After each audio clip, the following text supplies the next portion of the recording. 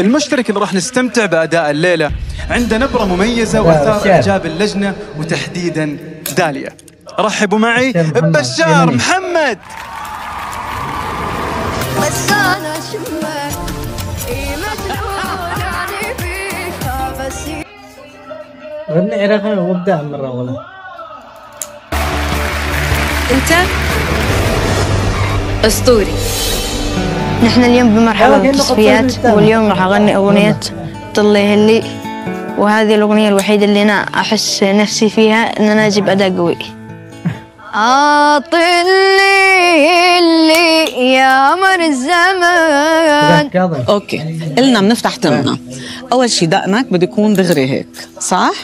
ما بدنا نعلي راسنا أبداً هيك، لأنه بنصير عم يبين عم نشد كتير على صوتنا. إحنا بنتدرب مع مدرب الصوت علشان يعني نطلع بأداء أفضل وأجمل. هلي هلي يا مر الزمان. ناخد وقتنا، ما بدي العصبية، هي العصبية اللي انت هيك كل الوقت شادد وبدك تخلص يلي عم تعمله، ما بدنا نعمل هيك. إن شاء الله أنا أجيبها بشكل أفضل وجميل جدا. إن شاء الله اليوم إن أنا أجيب 3 نعم بإذن الله. لا بيغني حلو، بيغني حلو.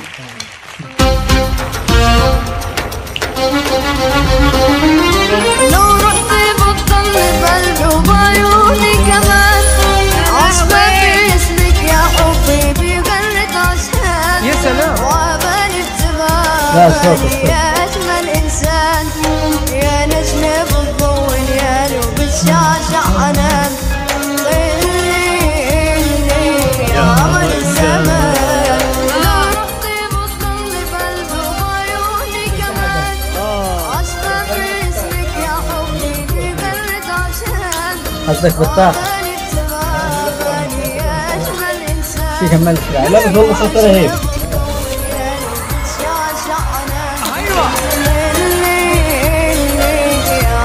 صوته أحسن من البنت اللي غنى إنجليزي بكثير.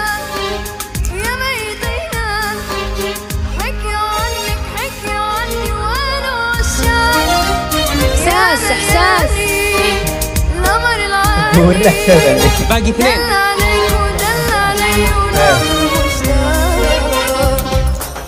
يلا يا كارل. جاء اللحظة. في آخر لحظة أخذ 2 نعم. شكرا. لا 3 تأهل يعني. أنا لو بالقلم لونت في خط تنرفزت لأنه تنرفزت. بشار أنا بحب صوتك قوي بجد. يعني أنا كان نفسي يعني اللي هو إيه تغني أحسن من كده، بس أنا بحب صوتك قوي فأنا ما قدرتش. الله. بشار صوتك حلو، وهذا اللي يخلينا كلنا ما نقدر نقول أي شيء.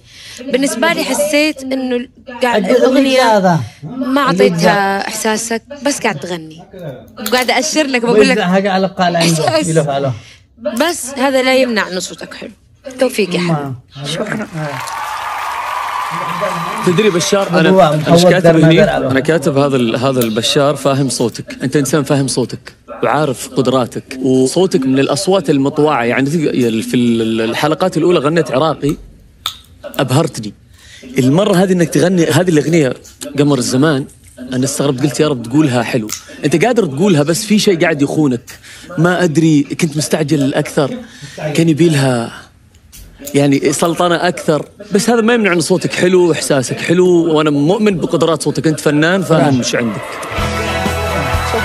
يا حبيبي الله يعطيك العافية. خذيت 3 نعم. روحوا انبسط شوي هناك عند طارق. محمد بشار يحب التحدي، حسيت فيختار أغاني صعبة. الأمور إلى الآن قاعدين نفرح مؤقتا، لكن على قولتك العبرة في الخواتيم. مرحبا يا بشار، أهلا وسهلا.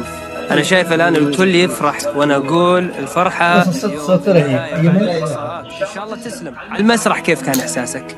في توتر يعني في توتر شوي. والآن؟ خلاص. تحية لبشار الصوت الحنون ما شاء الله. يعطيك العافية طارق، بالتوفيق يا بشار، نشوفك آخر الحلقة.